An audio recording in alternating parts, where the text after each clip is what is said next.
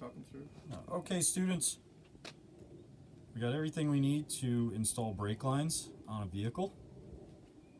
Some fittings, brake line, all the tools, depending on which flare it is, some line wrenches, fire extinguisher. I have my safety glasses on, and we do have rubber gloves because brake fluid is a carcinogen. So this is the vehicle. This is an electric government vehicle.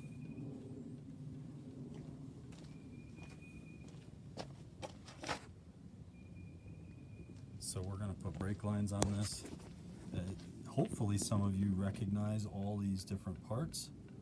It's got a height sensing proportioning valve, lots of rusty brake lines,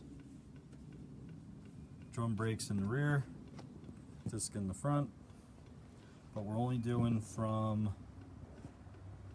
this area down here where the lines are good still to the back. The rest of the lines are okay, so we're going to splice them. But as you can see, it's leaking. That's a little pressure sensor right there. So there's only a few lines, probably about 10 feet. So we're in the process of taking all the lines off. We want to use a flare wrench. And we're going to do one at a time. So we're going to take them off, and then we're going to look at what type of flare they are on the ends. As you can see, the little pressure switch broke out already. But we're going to do this small one first right here. It comes out of the switch and goes into the height sensing proportioning valve, which is not hooked up, as you can see. Okay, we have the first brake line out. It's just a short one that comes off that pressure switch, and the fitting is rusted onto the end.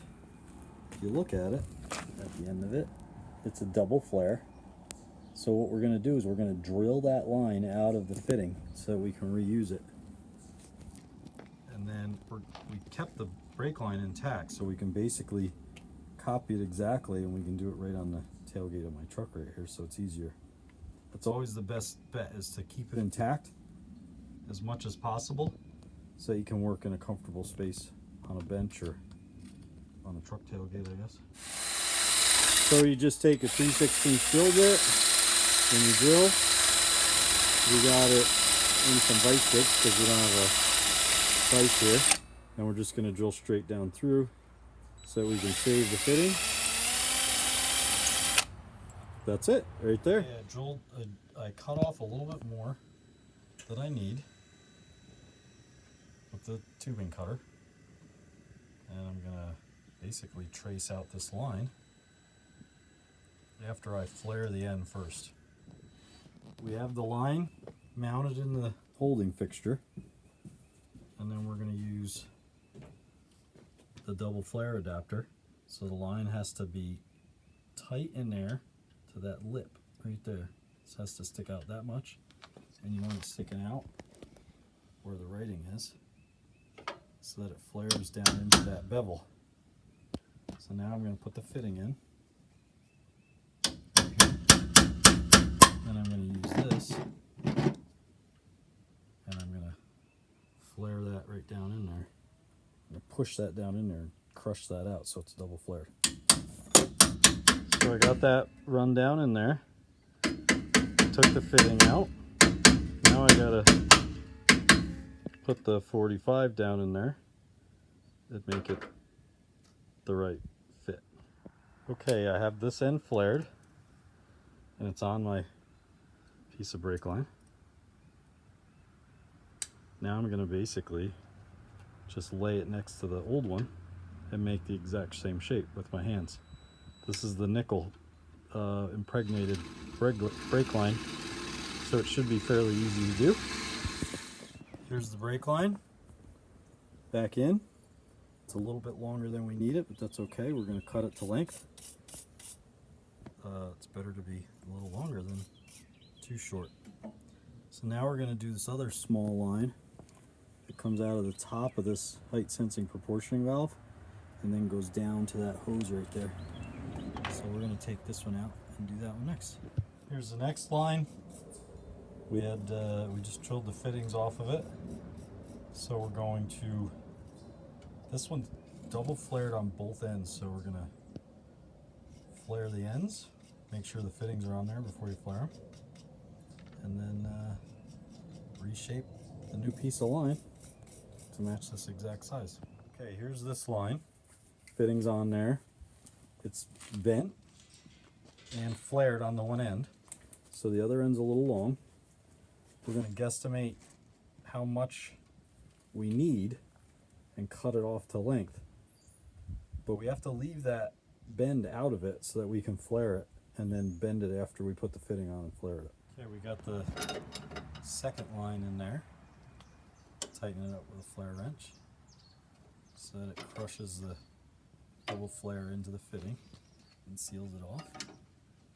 Get both sides. And then we're going to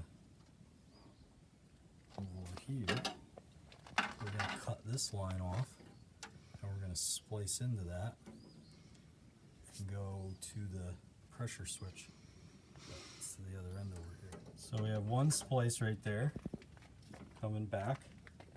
That's where the switch is going to go, pressure switch. We believe that's for the regenerative braking, so the motor actually charges the batteries. So then it goes into here. We're taking the top line off.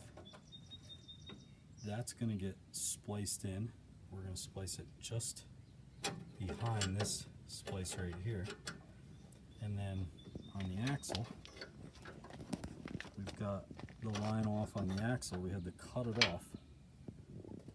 So we cut the ends. We're just going to fish that last piece out of that holder.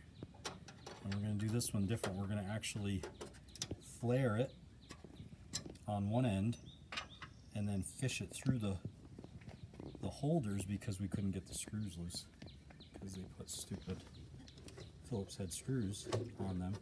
So we'll do it a little different. We'll fish it through.